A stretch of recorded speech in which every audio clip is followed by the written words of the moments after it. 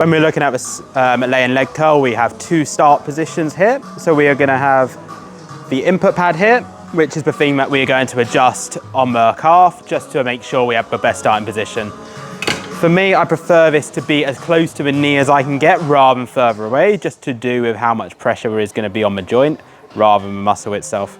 I do find if it's too far up sometimes, it can roll up the calf, which can then compromise that, which isn't too good.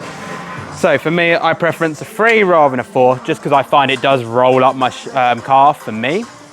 The next thing is going to be our start position. So a lot of the time I will find that it starts way too low down for me to actually get into. Depending on the size of someone's legs as well, it may be quite difficult to get into that start position. So for me, I will tend to go from about a 3 or a 4 for most people, especially from a range of motion and from the involvement of the calf muscles, which I do try and avoid using in this as they will be significantly weaker and will a lot of the time try and take over the work of the hamstring. So all I'm going to do with this, once I find that start position, I'm going to lay on my front. I'm just going to find a position that works. Some prefer on their knees on a pad, some prefer off. My preference is off.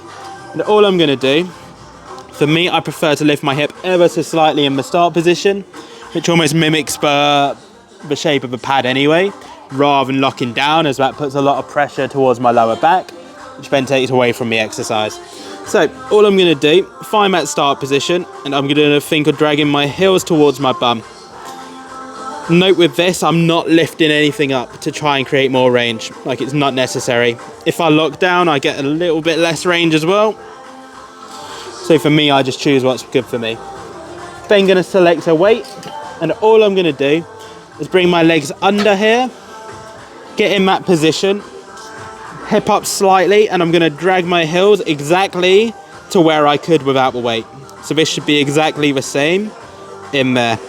If it's too heavy, we're fine, but I might only get to there. If that's the case, drop the weight, lose the ego, and get the full range you have.